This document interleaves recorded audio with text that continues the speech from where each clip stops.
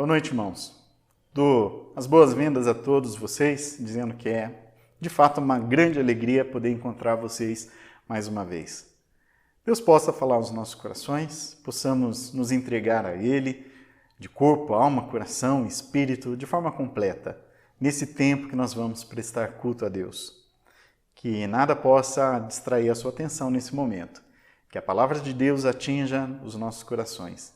Que as canções que nós cantarmos possam brotar lá do fundo do coração, sair pela boca de forma sincera e chegar até os ouvidos do nosso Deus de forma agradável.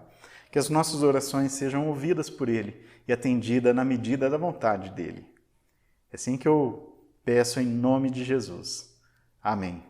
Vamos cultuar a Deus nesse momento de louvor a Ele e acompanhe também, como eu disse, acompanhe com coração sincero as nossas canções. Vamos louvar a Deus.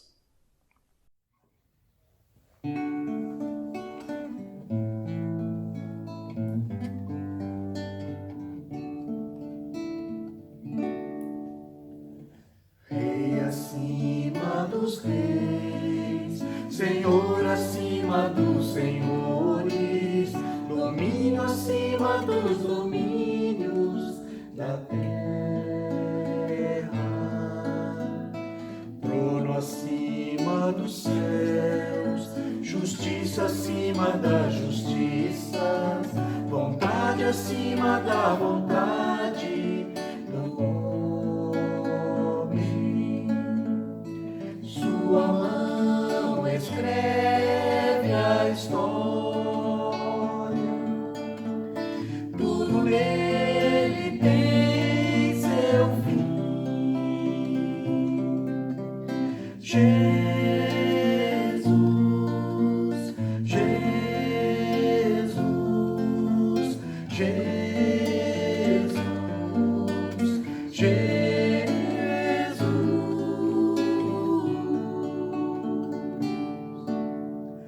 Rei acima dos reis, Senhor acima dos senhores, domínio acima dos domínios da terra,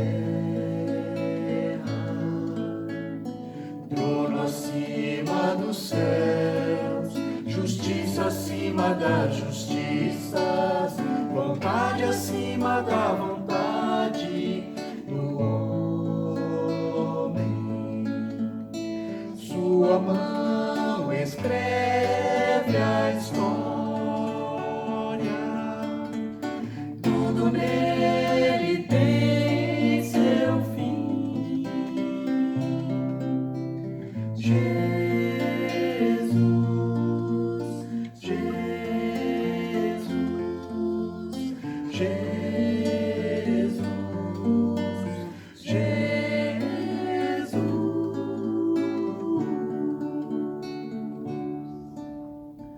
Rei acima dos reis, Jesus, Jesus, Jesus.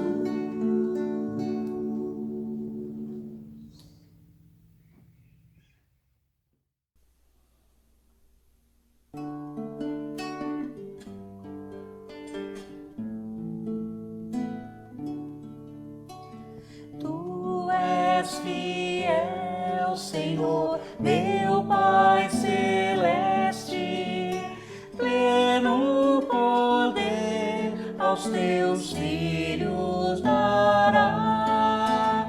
Nunca mudaste tu, nunca faltaste, tal como eras tu, sempre serás.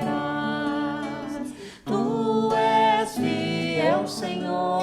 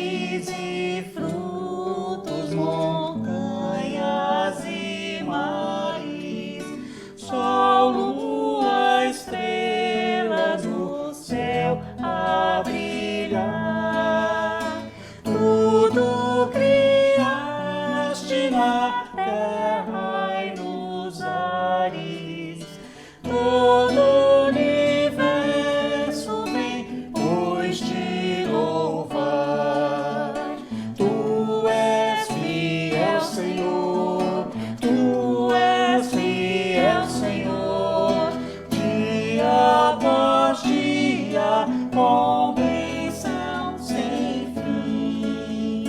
Tua mercê me sustenta e me guarda. Tu és fiel, Senhor, fiel assim.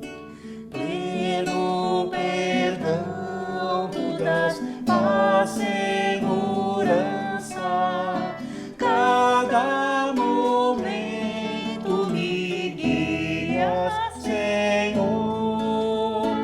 E no porvir, oh, que doce esperança, desfrutarei do teu rico favor. Tu és fiel, Senhor, tu és fiel, Senhor, dia após dia, com bênção sem fim. Tua mercê me sustenta, me guarda. Tu és fiel, Senhor, fiel assim.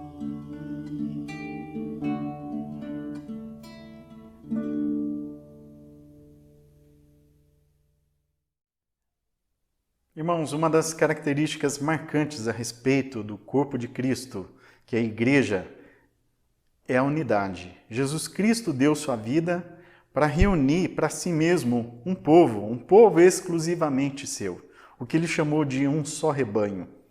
Esse um só rebanho que é unido por gerações há tanto tempo na história da humanidade. E a gente precisa trabalhar isso.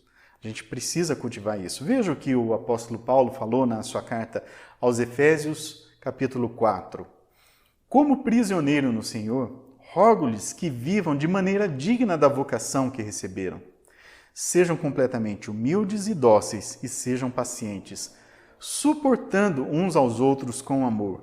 Façam todo o esforço para conservar a unidade do Espírito pelo vínculo da paz. Há um só corpo e um só Espírito, assim como a esperança para a qual vocês foram chamados é uma só. Há um só Senhor, uma só fé, um só batismo, um só Deus e Pai de todos, que é sobre todos, por meio de todos e em todos. Um só Deus, fazendo a conexão desse povo todo, porque Ele está sobre todos, entre todos e em todos. Deus se manifesta no seu povo e trabalha pela unidade. Nós temos que nos esforçar por isso, e é por esse motivo que eu queria que nós pudéssemos orar nesse momento. Nós vamos fazer como de vez em quando fazemos aqui já. Eu vou deixar um tempo aqui para que você possa fazer uma oração, se lembrando de alguns irmãos, principalmente aqueles que faz tempo que você não vê, não fala, não conversa. Peça a Deus para que o Senhor possa estender suas mãos sobre esse irmão, sobre essa irmã e abençoar a vida dele também, a família.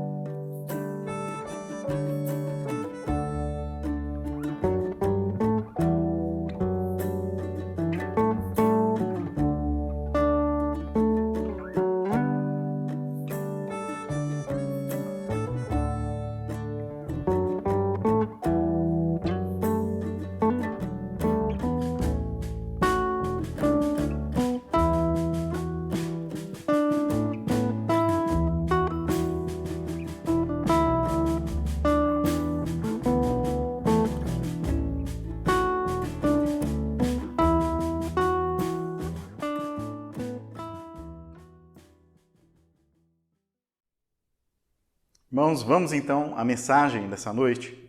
A leitura vai ser feita no Evangelho de João, capítulo 14, versículos de 1 até 6. Você já sabe, a gente continua aqui a série de sermões a respeito da identidade de Jesus. E o título que a gente deu para a série é Eu Sou Jesus, e você quem que é? Eu sou Jesus, nesse texto aqui a gente vai ver Jesus se apresentando como o caminho, a verdade e a vida. Eu sou Jesus e você quem é? Você já passou aí por alguma crise de identidade? A gente está falando bastante a respeito de identidade na nossa série. Já se fez aquelas perguntas, parou para pensar a respeito da sua própria vida? Quem será que sou eu, afinal de contas, nessa história desse mundo, nessa história da humanidade? Quem sou eu? De onde que eu vim? Para onde que eu vou? Perguntas que a ciência, a filosofia tem se debruçado para tentar responder. Aí busca por meio de muitas tecnologias, por muito avanço na ciência, mas ainda é uma incógnita. Porém, se a gente olhar para o Evangelho, se a gente olhar para o próprio Jesus, ele nos ajuda a respondermos essas questões. A ideia aqui nessa série de sermões é, a partir da identidade de Jesus, nós trabalharmos também a nossa própria identidade. E Jesus então se apresenta nesse texto da seguinte forma, mas a gente vai ler a partir do versículo 1 até a gente chegar no versículo 6, que é a apresentação dele. Versículo 1 diz: Não se perturbe o coração de vocês. Creiam em Deus, creiam também em mim. Na casa de meu pai há muitos aposentos. Se não fosse assim, eu lhes teria dito: Vou preparar-lhes lugar. E se eu for e lhes preparar lugar, voltarei e os levarei para mim, para que vocês estejam onde eu estiver. Vocês conhecem o caminho para onde eu vou. Disse-lhe Tomé: Senhor, não sabemos para onde vais. Como então podemos saber o caminho? Jesus respondeu: Eu sou o caminho, a verdade e a vida. Ninguém vem ao Pai, a não ser por mim. Vamos pedir a Deus em oração para que Ele nos acompanhe e nos abençoe? Senhor, mais uma vez pedimos a graça e a misericórdia do Senhor sobre nossas vidas, nos ajudando na meditação dessa palavra. Que o Senhor possa falar diretamente aos nossos corações, diretamente também na nossa mente, trazendo direção para as nossas vidas, uma orientação segura para que a gente possa caminhar, entendendo quem nós somos nesse plano da história da humanidade. Em nome de Jesus, oramos. Amém. Esse texto é um texto que traz bastante conforto, porque temos aqui uma palavra para quem está com o coração perturbado. Então Jesus dirige uma palavra aos seus discípulos, porque eles estavam sim vivendo um momento de bastante perturbação. Jesus fala: não se perturbe o coração de vocês. Creiam em Deus, creiam também em mim. O contexto é aquele mesmo dos sermões anteriores, em que Jesus vem sendo perseguido, constantemente perseguido pelos líderes religiosos da sua época, e porque Jesus tem mexido com toda a estrutura da religião, e isso não está causando satisfação, alegria para esses líderes, porque eles estavam acostumados a ensinar a partir da sua própria visão como você pode cultuar a Deus, se achegar mais próximo de Deus, e Jesus critica muitas das atitudes, muitas formas, inclusive, desses líderes acreditarem e ensinarem o povo. Então, é claro, os líderes estão agora numa posição mais vulnerável, se sentindo ameaçados e começaram a perseguir Jesus. Pertinho ali também de Jesus tem seus discípulos e tem também, geralmente, uma grande multidão, uma porção grande de pessoas acompanhando. Essas pessoas, na verdade, muitas vezes estão próximas porque têm interesse em buscar milagres, porque elas foram alimentadas, algumas foram curadas, e, é claro, recebem também do ensino de Jesus, mas nem todas estão ali com o propósito de seguir Jesus Cristo como discípulo verdadeiro, genuíno, daqueles que abandonam tudo para seguir o próprio Mestre. Mas tem sim uma porção dessas pessoas que são os discípulos de Jesus, que estão vivendo todo esse drama junto com Jesus, estão vendo o seu próprio Mestre sendo perseguido, querendo os líderes querendo matar, apedrejar, prender. Então, a situação está meio insegura para eles. E Jesus fala, não se perturbe o coração de vocês. Creiam em Deus, creiam também em mim. Porque a ideia é que Deus, eles já tinham uma noção, eles já tinham sido ensinados e Jesus veio falar um pouco mais a respeito desse Deus. E a ideia que eles tinham aqui é o Deus invisível, o Deus que está distante. Onde é que está seu Deus? Meu Deus está no céu. E Jesus veio para falar, não, ele não está somente no céu. Existe o Deus, e esse Deus está aqui na frente de vocês. Não existe somente o Deus invisível, o Deus Pai, que não está ao nosso alcance, mas está aqui na frente de vocês, o Deus também, o mesmo Deus, só que na segunda pessoa, na pessoa de Jesus Cristo, que está ao alcance de vocês. Jesus veio para revelar a Deus Pai, para deixar visível aquilo que era invisível aos olhos humanos. Tanto é que no versículo 8, existe esse pedido de Filipe, um dos discípulos de Jesus. Eles não sabiam quem era o Pai, nunca tinham visto o Pai. Disse Filipe, Senhor, mostra-nos o Pai. E isso nos basta. E Jesus veio, né, como eu tinha falado já, Jesus vai ensinar Filipe, até numa palavra assim de confronto. Jesus respondeu, você não me conhece, Filipe, mesmo depois de eu ter estado com vocês durante tanto tempo. Quem me vê, vê o Pai. Como você pode dizer, mostra-nos o Pai? Então, por isso Jesus falou, não fique com o coração perturbado. Eu sei que vocês têm confiança em Deus, creiam sim em Deus, mas creiam também em mim. Creiam em mim. O Deus que vocês não estão vendo agora está visível na frente de vocês. Quem me vê, vê o Pai, porque o Pai e o Filho são uma só pessoa. Ambos se tornam ou são uma só pessoa. Como você pode dizer, Filipe, mostra-nos o Pai? Então, uma palavra para quem está com o coração perturbado, para acalmar. Afinal de contas, eles estão vivendo com Jesus muitas experiências, tanto de extrema alegria, de ficar perplexo com os poderes de Jesus, de milagres, de curas, de transformação de quantidade de alimento para alimentar multidões, mas eles estão também vivendo situações de muita insegurança e medo.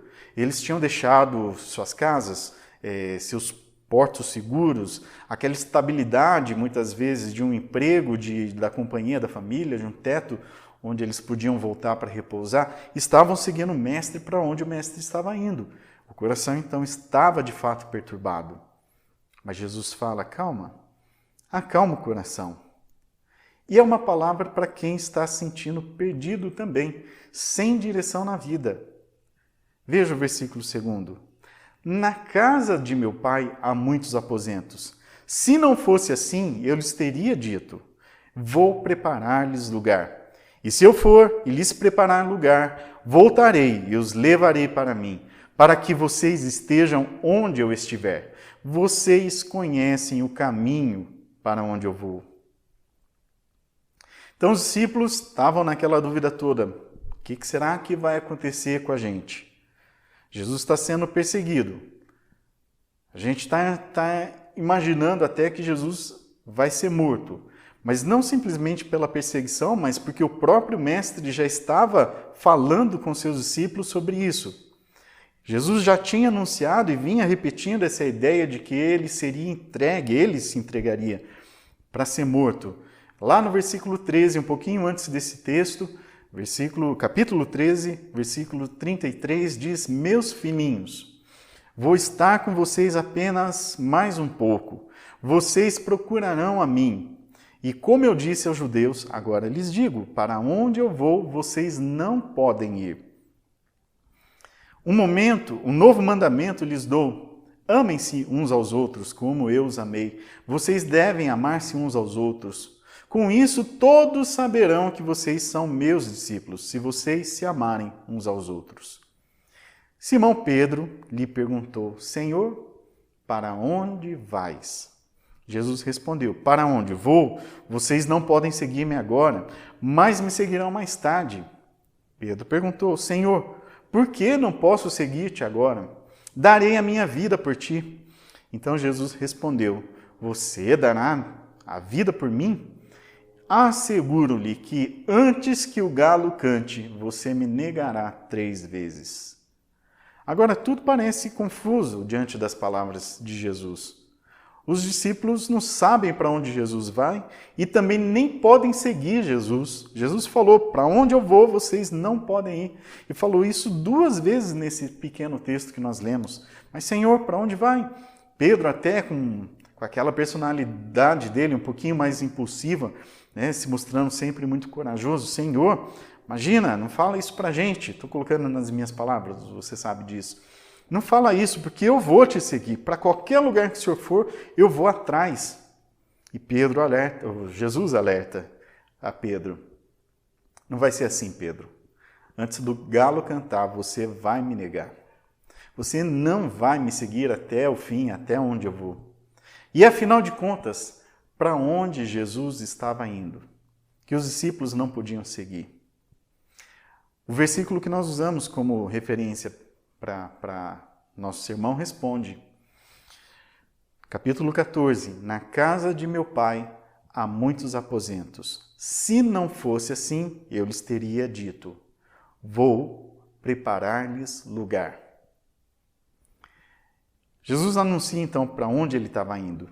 Ele falou a respeito da casa do pai. Na casa do pai tem muitos aposentos.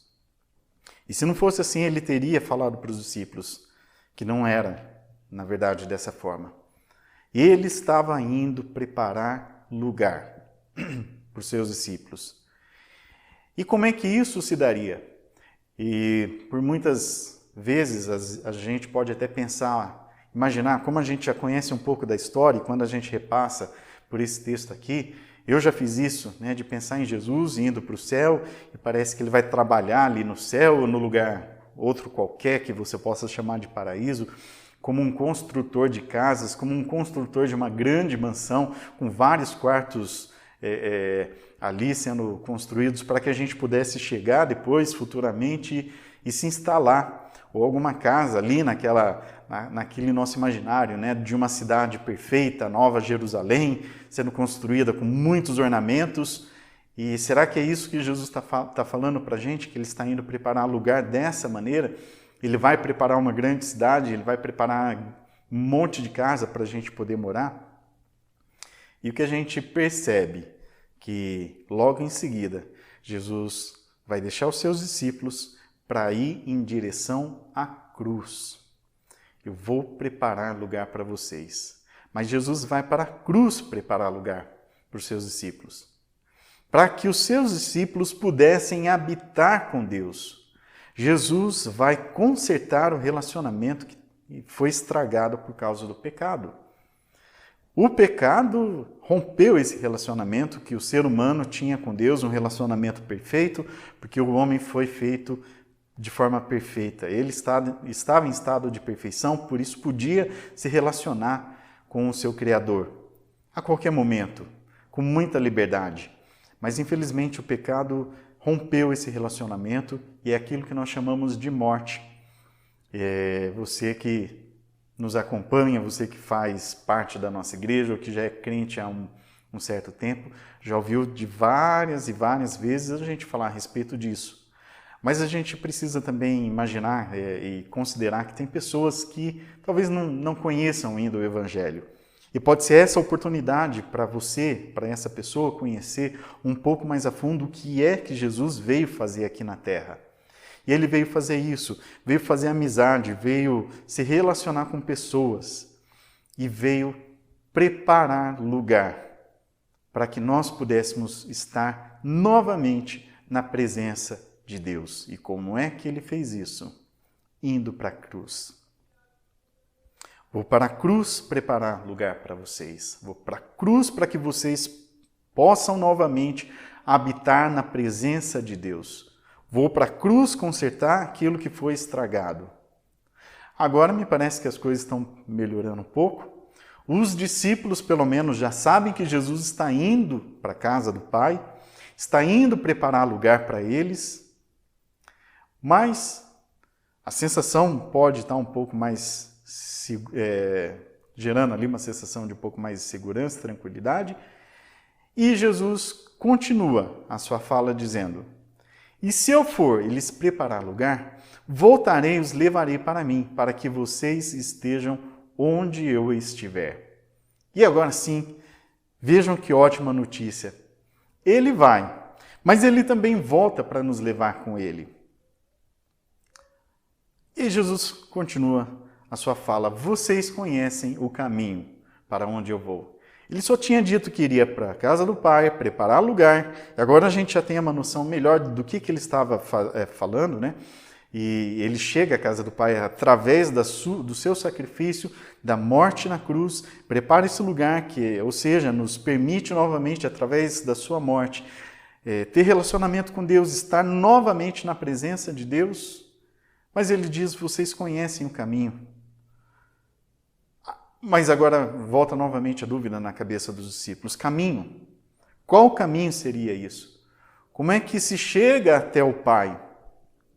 Por isso Tomé tomou a palavra, um conhecido também dos discípulos por duvidar, por questionar algumas coisas. O próprio Tomé aqui, mais uma vez, fala: Senhor, não sabemos para onde vais. Como então podemos saber o caminho?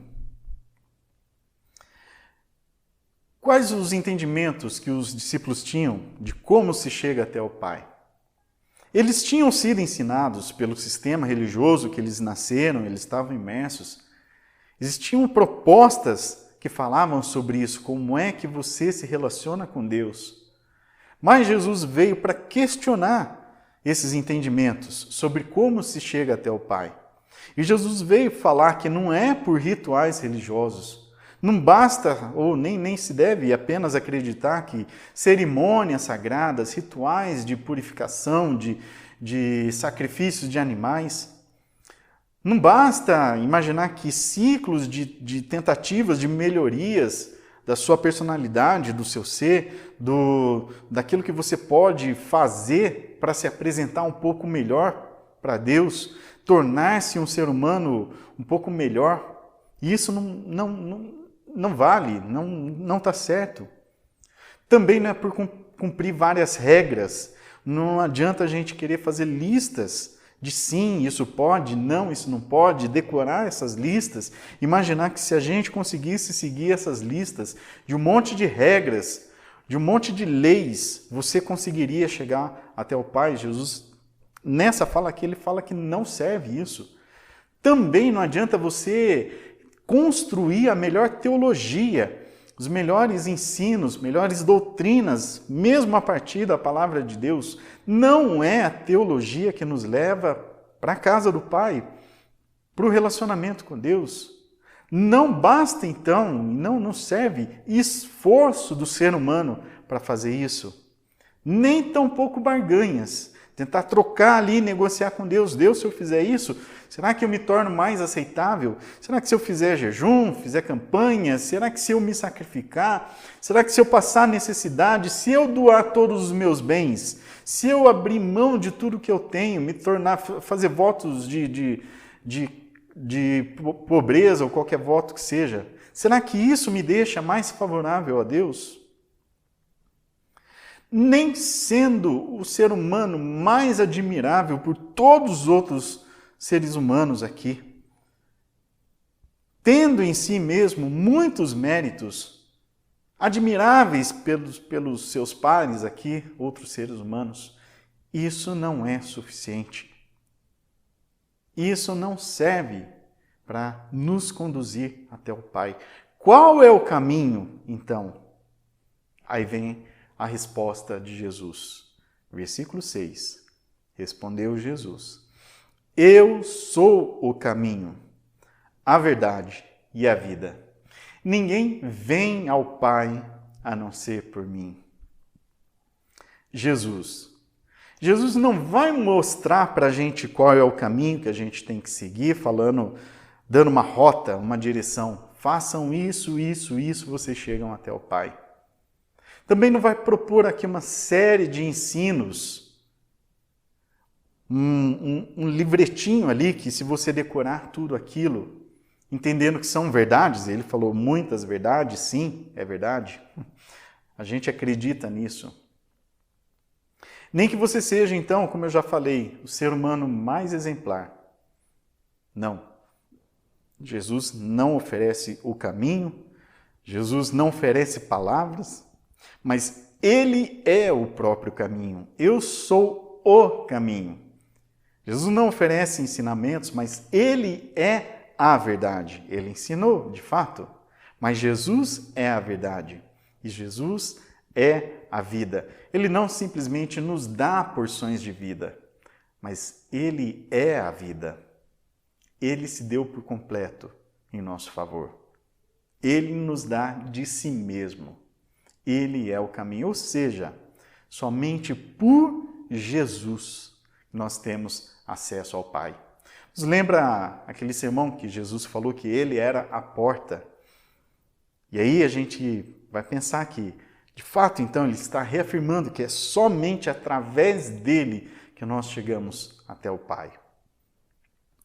Quem chega em Jesus, chega no Pai. Quem vê Jesus, vê o Pai. A gente segue um pouquinho mais o texto, porque ele vai falar sobre isso, vai ensinar seus discípulos a partir do versículo 7. Se vocês realmente me conhecessem, conheceriam também o meu Pai. Já agora vocês o conhecem e o têm visto. Mas Jesus queria que os discípulos conhecessem ainda de forma mais profunda. E aí que vem a fala de Filipe: Senhor, mostra-nos o Pai, isso nos basta. Aí Jesus responde, como a gente já tinha lido: você não me conhece, Filipe, mesmo depois de eu ter estado com vocês durante tanto tempo? Quem me vê, vê o Pai. Como você pode dizer, mostra-nos o Pai? Você não crê que eu estou no Pai e que o Pai está em mim? Quem vê o Filho, vê o Pai. Quem chega até o Filho, também chegou até o Pai. Mas precisamos não simplesmente olhar e enxergar com os olhos, estar ali presente fisicamente, mas precisamos nos relacionar profundamente com Jesus. Muitos ali que estavam perto de Jesus, de fato viram com seus olhos, ouviram, também pegaram, tocaram, estiveram no mesmo lugar que Jesus. Mas isto não basta. Precisa desenvolver um relacionamento com Ele, um relacionamento de entrega, de estar em Jesus. A sua vida, a vida do discípulo, precisa ser entregue ao próprio Jesus. Ser dele, não pertencer mais a si mesmo, mas pertencer ao Senhor da vida. E Jesus falou a respeito de morada. Ele estava indo para a casa do Pai preparar moradas. E a gente já viu então que o desejo dele, era o que ele estava fazendo, é proporcionar a possibilidade, novamente, da criação, do ser humano, da criatura, estar na presença, ter relacionamento com Deus. Mas eu queria que a gente avançasse um pouquinho, lá no versículo 23, e olha que interessante. Jesus respondeu: se alguém me ama, obedecerá a minha palavra. E isso é o requisito, então, para que a gente possa desenvolver relacionamento com Ele. Não somente ver ou estar no mesmo local que Ele, até mesmo receber algum milagre dele. Isso não basta. Precisa amar. E como é que a gente demonstra esse amor? Obedecendo a palavra dele. Se alguém me ama, obedecerá a minha palavra. Meu Pai o amará. Desenvolvimento de relacionamento. Relacionamento de amor. Agora o mais surpreendente. Nós viremos a Ele e faremos morada nele. Jesus já tinha falado lá a respeito de morada, agora ele fala de novo. Só que ele diz que os discípulos serão também morada. Assim como ele estava preparando morada para levar os seus discípulos, ele estava preparando os seus discípulos para se tornarem também morada. Nós em Deus e Deus em nós. De fato, é uma constatação aqui que nós temos a partir do Evangelho, que extrapola um pouco a nossa capacidade de compreensão. Como é que isso é possível? O Deus Todo-Poderoso, maior do que qualquer parte da sua própria criação, que sustenta toda a criação na palma da sua mão, agora está dizendo que vai fazer morada nos discípulos. Sim, é o que Jesus falou. Nós viremos a Ele e faremos morada nele. Jesus, depois ele vai desenvolver essa ideia. Como é que ele vai fazer isso? E a gente descobre que é através do Espírito Santo. Eu vou mandar, assim que eu subir, assim que eu for, eu envio para vocês o Consolador, o Espírito Santo. E ele vai estar com vocês, ele vai estar em vocês.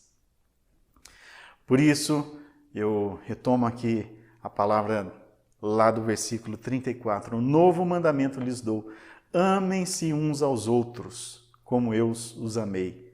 Vocês devem amar-se uns aos outros. Com isso, todos saberão que vocês são meus discípulos, se vocês amarem uns aos outros. E dessa forma a gente vai entender se estamos vivendo de fato na presença de Deus.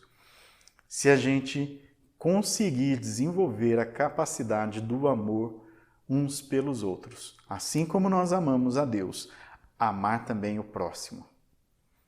Então Deus faz essa união dos seus discípulos, colocam todos eles num só rebanho e faz com que eles se relacionem em amor. Isso é prova de que o Espírito Santo de fato veio e tem trabalhado em nossas vidas. E agora eu aproveito para chamar a sua atenção para dizer como é importante nós nos relacionarmos. É importantíssimo estarmos juntos. Mas e agora? O que a gente vai fazer com essa pandemia? Principalmente agora que vai entrar entrou um decreto dizendo que a fase ainda piorou. Temos mais restrições, menos chances de estarmos juntos no mesmo local. Irmãos, para Jesus Cristo, a questão talvez a menos importante é o local físico, porque toda essa conexão aqui acontece também no plano espiritual.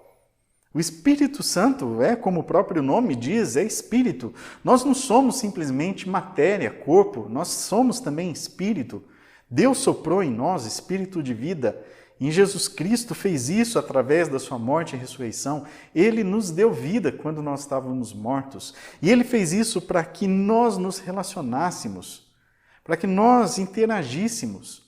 Então podemos e devemos aproveitar todos os canais que nos colocam em conexão, mesmo se estivermos longe fisicamente. Aproveite mais as oportunidades que nós temos.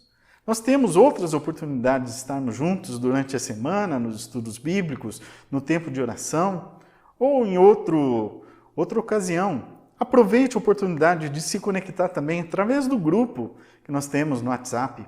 Mande uma mensagem, fale um oi, interage.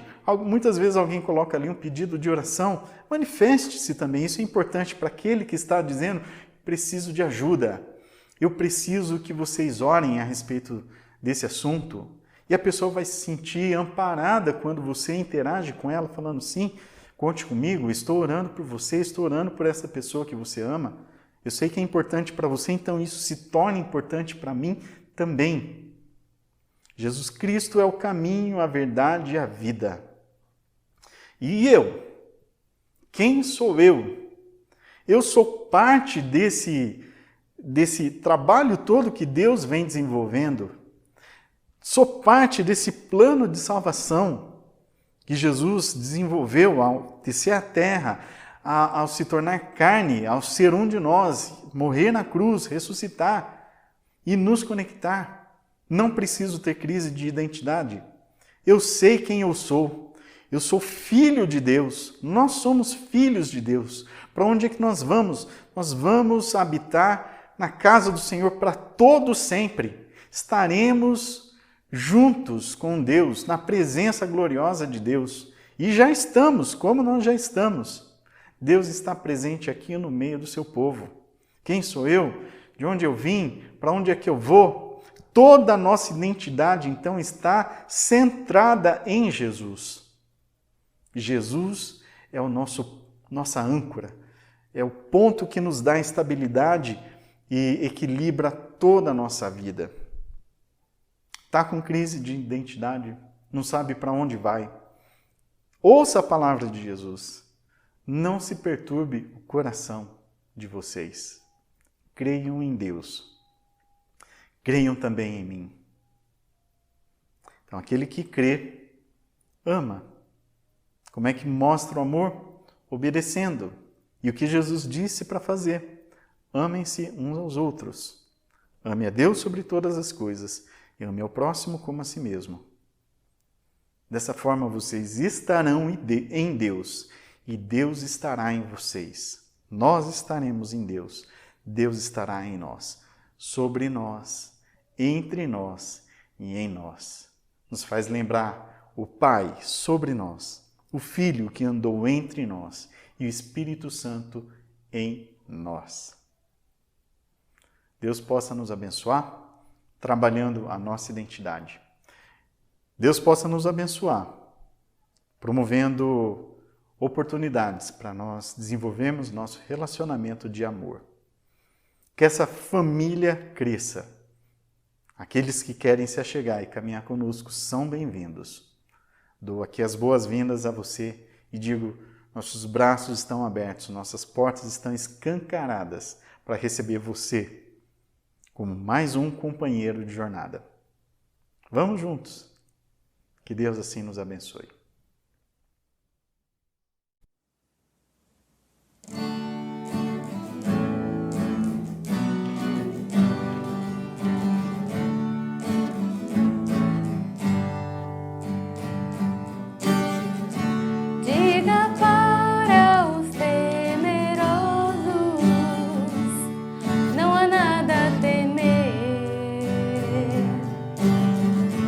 Poderoso é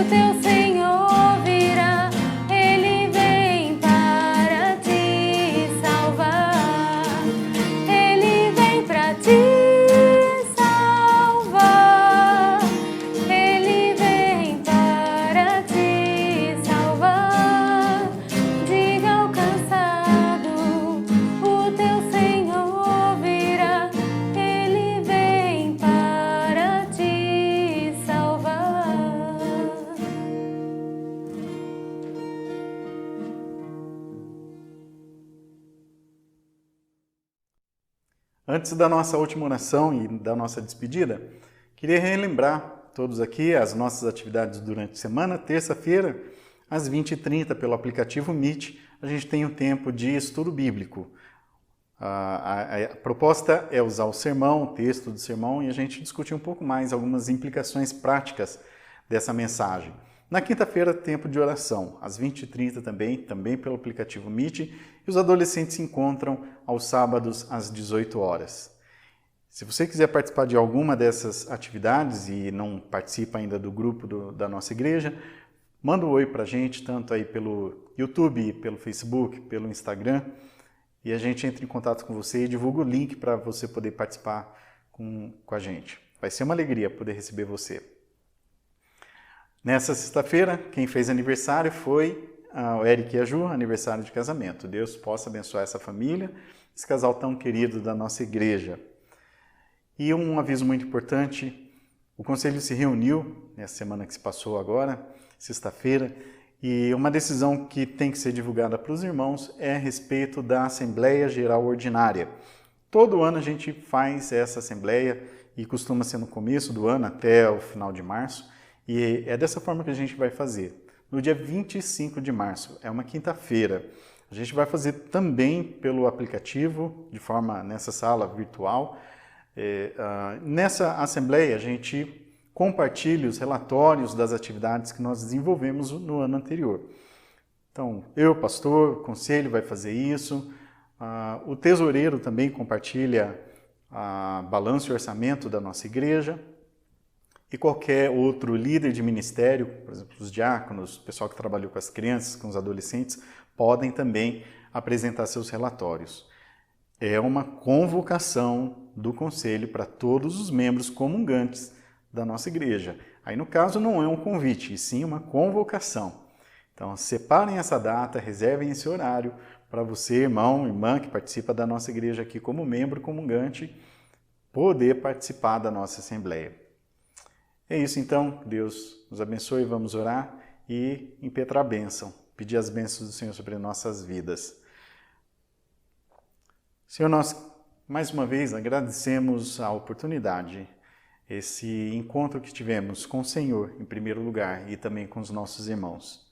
Que a palavra possa fazer diferença nas nossas vidas, mexendo aquilo que precisa ser modificado. Possamos, ó Deus, de fato, viver essa experiência da comunidade da fé. O Senhor é o caminho, é a verdade, é a vida. O Senhor nos apresentou, nos colocou novamente na presença de Deus, o Pai. Consertou nosso relacionamento que estava estragado. Agora queremos, ó Deus, e precisamos aproveitar desse relacionamento, construindo ainda mais, desenvolvendo ainda mais esse relacionamento com Deus e com os nossos irmãos. E através da nossa vida, das nossas práticas, das nossas boas obras, que o mundo possa conhecer o Senhor. O Senhor disse que seríamos conhecidos pelo amor que temos uns pelos outros. Que seja assim. Que as pessoas que se achegarem possam se sentir amadas também, como nós nos amamos. Amamos uns aos outros. Em nome de Jesus. Amém. Que a graça do nosso Senhor Jesus Cristo, que a presença do Espírito Santo e também o amor de Deus o Pai acompanhe todos vocês, hoje e sempre. É assim que eu rogo. Amém. Boa semana. Deus abençoe.